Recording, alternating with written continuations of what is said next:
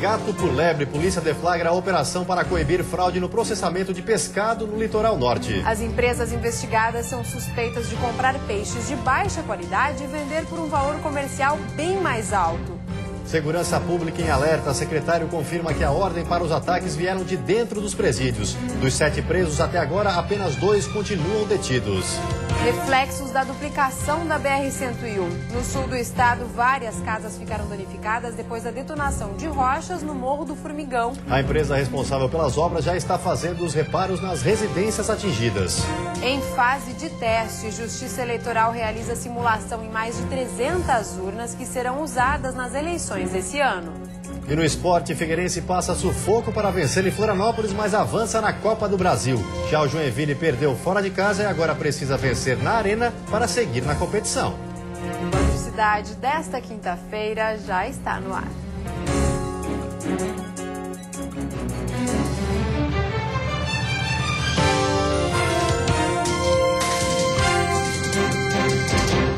Olá, boa noite. Olá, boa noite. A Polícia Federal deflagrou hoje no litoral norte a Operação Poseidon. O objetivo é coibir a comercialização de peixes rotulados de forma fraudulenta. 7 empresas de processamento de pescados de Itajaí, Navegantes e Itapema tiveram as atividades suspensas durante o cumprimento dos mandados de busca e apreensão. Os agentes federais recolheram amostras de produtos para análise. A operação contou com o apoio do Ministério da Agricultura, Pecuária e Abastecimento. A investigação começou depois que denúncias apontavam a prática da captura de espécies ameaçadas e ainda fraudes nos rótulos dos produtos, que não correspondiam ao peixe comercializado. Uma espécie de valor econômico muito inferior e vendida ao consumidor como uma espécie de peixe nobre. Entre as fraudes detectadas pela Polícia Federal durante as investigações está a comercialização do peixe conhecido como panga, mas que era vendido como linguado. Já a espécie polar até o consumidor como côngrio. Já o cherne polveiro, que é uma espécie ameaçada de extinção, era rotulado como garoupa. Parte dos produtos era importado da China e Vietnã, e só foi possível comprovar as fraudes a partir de exames de identificação genética.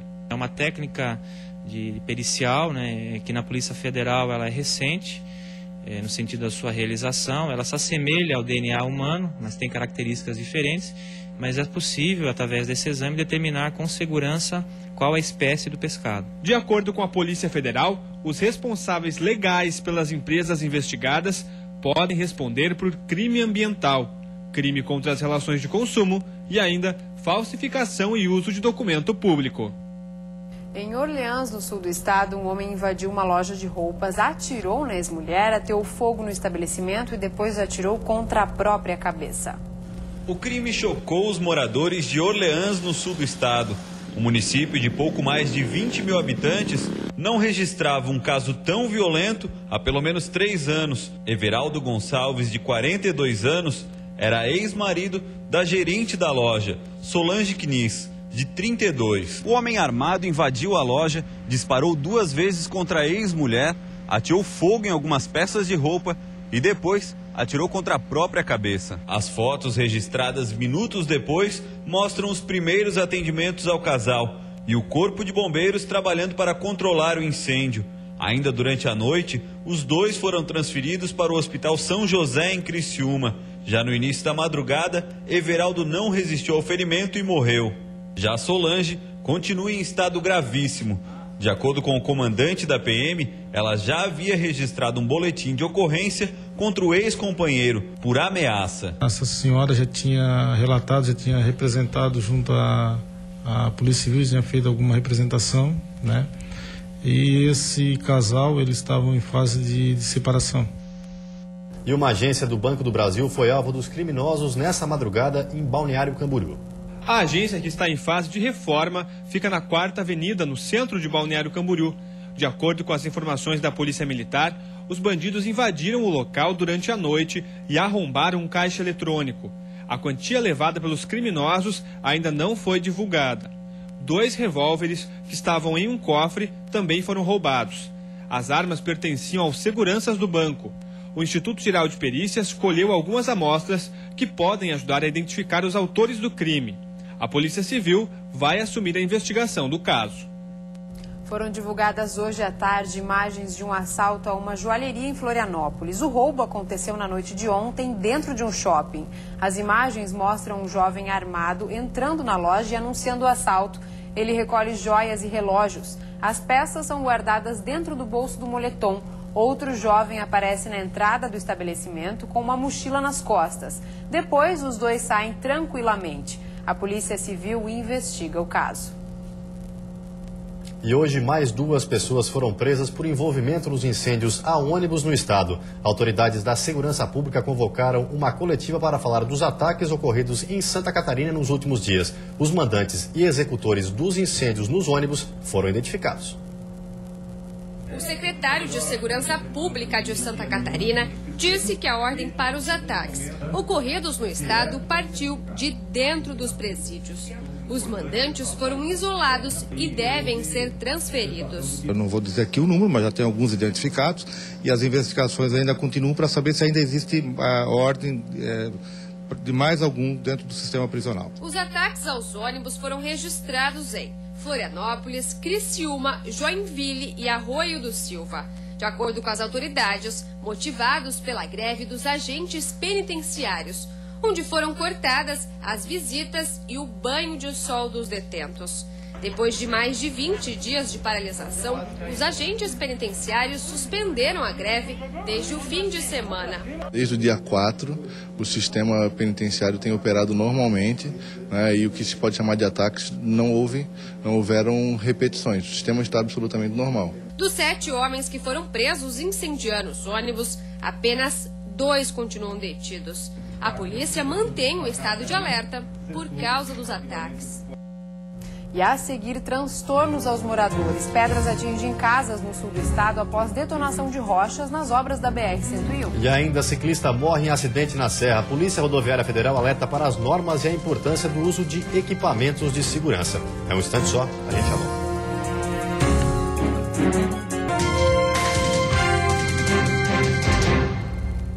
As obras na BR-101, no sul do estado, a detonação de rochas está causando transtornos aos moradores. Uma casa chegou a ser atingida por uma pedra. Um relatório está sendo feito pela Defesa Civil de Tubarão para apontar os casos mais críticos. O bairro Fábio Silva é o mais afetado e fica às margens da BR-101, muito próximo ao emboque norte do túnel no Morro do Formigão. O nosso compromisso com a comunidade foi esse, de a gente fazer esse levantamento e entregar para a empresa. E também indicar as prioridades, porque a empresa vinha fazendo esse trabalho, mas, segundo os moradores, com uma lentidão muito grande, e não estavam obedecendo uma ordem de prioridades. Então a gente entrou com essa intenção. Um dos casos mais graves foi registrado nessa semana, quando uma pedra de cerca de 3,5 kg atingiu a casa de Dona Ângela. Por sorte, a faxineira se atrasou no trabalho e ainda não havia entrado em casa. A pedra caiu exatamente sobre o sofá. Estava lá atrás e nesse dia eu não estava no sofá, senão teria morrido.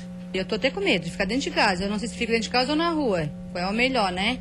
Em nota, o DENIT informou que fatores não previstos acabaram causando o incidente e que, a partir de agora, medidas mais abrangentes serão tomadas para evitar mais transtornos. Técnicos da Defesa Civil voltaram a acompanhar as detonações para verificar os danos, já que mesmo com o encontro dos emboques, ainda é necessário um rebaixamento do túnel e as explosões devem continuar. Junto com a comunidade, a gente está acompanhando, fica na comunidade acompanhando, ver se tem algum dano ou não, né?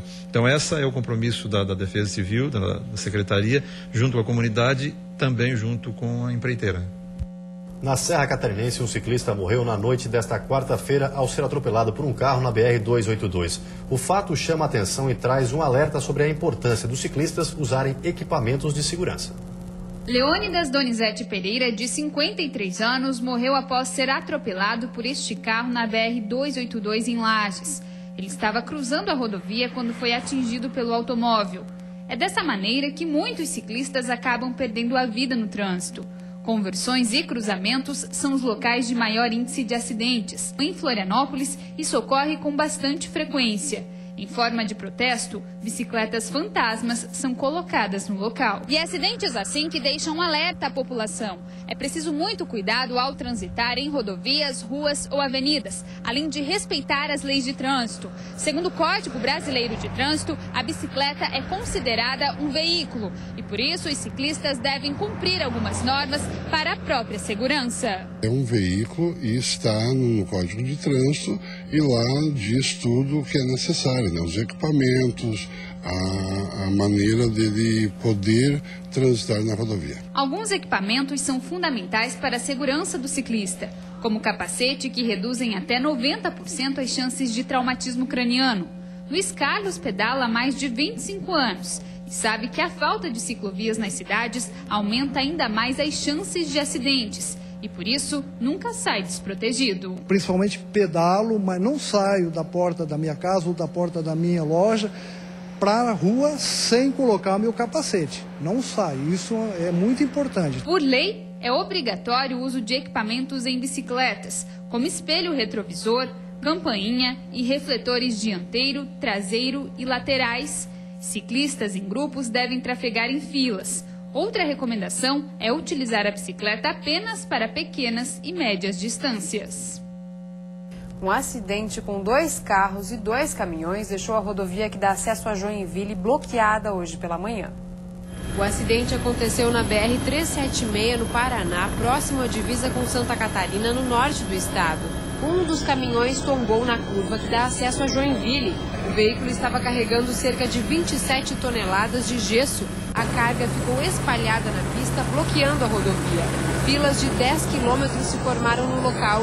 2 pessoas ficaram feridas e foram encaminhadas a hospitais em Joinville. O trânsito foi liberado no fim da manhã. E a seguir, surto de rotavírus provoca o fechamento de uma creche na Grande Florianópolis. Alunos e professores foram afetados. E no futebol, o Figueirense passa sufoco, mas avança na Copa do Brasil. Já o Joinville perdeu no Rio Grande do Sul e agora precisa ganhar na Arena.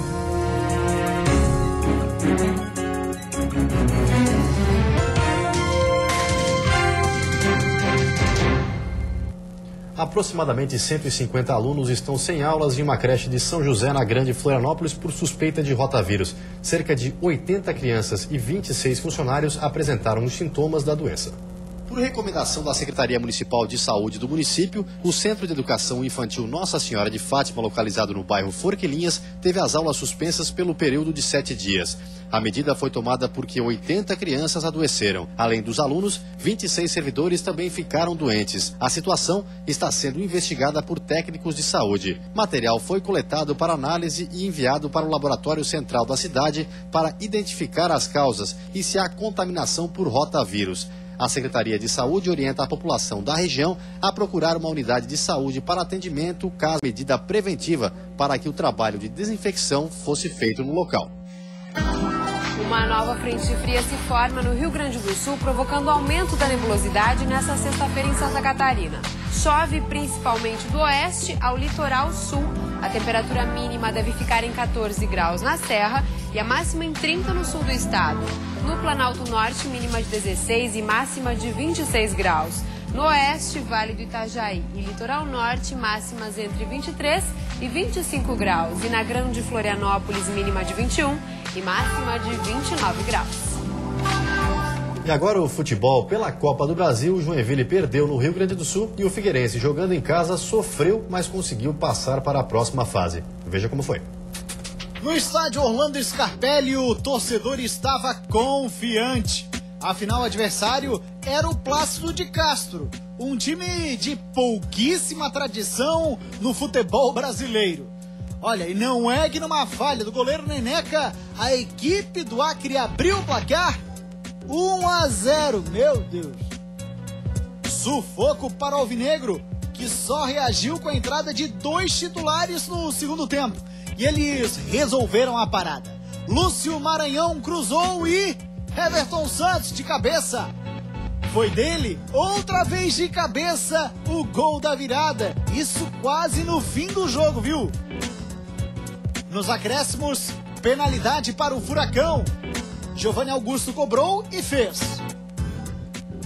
O próximo adversário do Figueira é o Bragantino, equipe do interior de São Paulo. Já o Jack estreou no Rio Grande do Sul contra o Novo Hamburgo, também conhecido como Noia. E não foi bem, viu? O gol do time gaúcho foi de pênalti, cobrado por Douglas. No jogo da volta, o Coelho vai ter que vencer por uma diferença de 2 gols para se classificar. 1-0 para o Tricolor. A decisão de quem passa para a próxima fase sairá nas penalidades. E daqui a pouco, às 7h30, o Criciúma enfrenta o Londrina no estádio Heriberto Wilson. No jogo de ida no Paraná, o Tigre perdeu por 2-0. A Copa do Mundo tornou-se um prato cheio para golpistas na internet. Os criminosos espalham vírus em mensagens falsas que oferecem ingressos para os jogos. As vítimas que caem no golpe têm os dados bancários roubados. Em Florianópolis, um designer gráfico percebeu que estava sendo roubado. Quanto vale a chance de assistir a um jogo da Copa do Mundo no Brasil? Luiz sonhou com essa possibilidade ao ser premiado por um e-mail. Bastava clicar em um link. Ele não pensou 2 vezes. A empolgação acabou quando ele entrou no site da empresa que teria organizado o sorteio. Lá, descobriu que tinha sido vítima de uma fraude. O que me preocupou foram os meus dados pessoais que continham no e-mail. E, além dos meus dados pessoais, como eu cadastro, porque é um site de compra, então você cadastra o seu cartão de crédito. Os disputados ingressos da Copa se tornaram isca para as vítimas de crimes virtuais. Para convencer, os criminosos se fazem passar por páginas conhecidas. Ao clicar no link, o programa instala um vírus no computador. Toda vez que a pessoa faz uma transação pela internet, como pagar uma conta ou comprar um produto, as informações do cartão de crédito ou do banco são capturadas. No e-mail constava um encurtador de link, né, um atalho para algum outro site, e isso geralmente em promoções não tem, então, né, ainda mais de sites famosos. Então isso já é uma pista que realmente aquele e-mail era falso.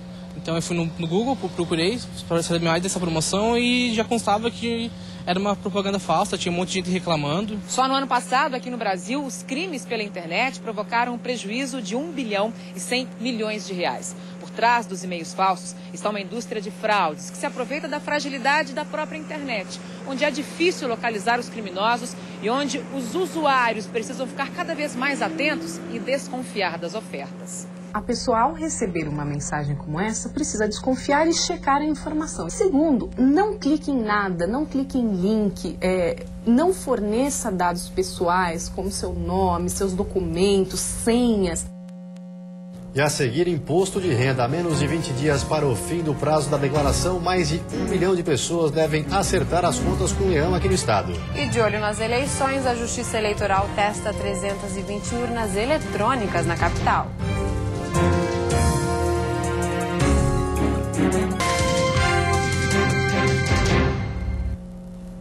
Faltam menos de 20 dias para o fim do prazo de entrega da declaração de renda. Em Santa Catarina, mais de 1 milhão de pessoas devem acertar as contas com o leão, mas o movimento ainda é pequeno. Neste ano, 27 milhões de declarações devem ser entregues em todo o país. Em média, 17 mil documentos são registrados pela Receita Federal a cada hora. Mesmo assim, ainda é baixo o percentual de declarações. 1 milhão e 50 mil declarações devem ser entregues até o próximo dia 30 de abril em Santa Catarina. Segundo dados da Receita Federal, até amanhã de hoje foram entregues 360.582 declarações, o que representa 4,27% do total. Este percentual é quase o mesmo do ano passado. O presidente do Sindicato dos Contabilistas de Chapecó, Alcindo Lopes, explica que a demora na entrega da declaração faz parte da cultura do brasileiro. Essa é uma cultura que se criou ao longo dos anos, né? Eu atribuo um pouco até o tempo que você tem para fazer o imposto de renda. 60 dias, né, para se fazer, e o pessoal acaba deixando sempre para os últimos 15 dias, né? 15, 20 dias. Isso para nós, contabilistas, contadores, é um problema, porque acaba atropelando o processo, né? Hoje é possível ao contribuinte realizar a declaração de casa através da internet ou até mesmo em aplicativos como smartphones e tablets. Porém, o contador destaca a importância do auxílio de um profissional. Hoje a tecnologia está aí, está nos ajudando, né? Então o programa da Receita é um programa fácil de se trabalhar. né? Complexo quando se tem mais de uma fonte pagadora, e aí eu até recomendo que se procure um profissional da área de contabilidade, né? Precisa declarar quem recebeu rendimentos tributáveis cuja soma foi superior a 25 mil, que recebeu rendimentos isentos não tributáveis como recebimento de seguro de vida, seguro-desemprego, entre outros, ou tributados exclusivamente na fonte. Também quem obteve em qualquer mês ganho de capital na alienação de bens ou direitos, sujeito à incidência do imposto, ou que teve a receita bruta de atividade rural em valor superior a 128 mil. E há poucos meses das eleições, a Justiça Eleitoral cumpriu mais uma etapa importante. Desde ontem, uma votação simulada está testando mais de 300 urnas eletrônicas aqui na capital. Todos os dias, centenas de urnas eletrônicas passam pelos testes da Justiça Eleitoral. Mas hoje, uma votação simulada foi feita em 320 equipamentos. Desde ontem, 4 modelos foram retirados para amostra, de um total de quase 18 mil, que ficam armazenadas no depósito de urnas na capital. Estamos simulando um dia de votação, desde as 8 da manhã, votando, observando o comportamento da urna até o encerramento às 17 horas, e transmissão de dados para totalizar. Os testes foram acompanhados pelo presidente em exercício do Tribunal Regional Eleitoral Catarinense. O desembargador lembrou que a etapa é preparatória para as eleições de outubro e simultânea em todo o país. No sentido de averiguarmos o seu funcionamento, a necessidade de alguma modificação, enfim, nós já estamos numa fase adiantada, né? Após este simulado, um outro deve ser realizado no segundo semestre para testar a parte de totalização dos votos. Só após essa etapa, as urnas eletrônicas estarão prontas para serem distribuídas a todos os locais de votação de Santa Catarina. Enquanto a Justiça Eleitoral segue o seu cronograma de atividades, o eleitor também deve ficar atento. 7 de maio é o prazo final para o fechamento do cadastro eleitoral. Serviços como alistamento, transferência e regularização do título ou cadastramento biométrico devem ser feitos nos cartórios eleitorais. Após essa data, um eleitor não vai poder fazer um título novo, por exemplo, e pode deixar de participar da eleição. Vamos dar uma olhada no trânsito ao vivo aqui na capital. Você vê imagens das pontes Pedro Ivo Campos e Colombo Salles que fazem a ligação entre a ilha e o continente. O movimento é bastante intenso, com lentidão para quem se dirige à BR-282, a Via Expressa. Mais à frente, na Via Expressa, lentidão e um pouco de congestionamento para quem se dirige à BR-101. Em Florianópolis, faz 23 graus nesse momento. E você fica agora com o Jornal da Band. Uma ótima noite a todos e até amanhã. Boa noite, até amanhã.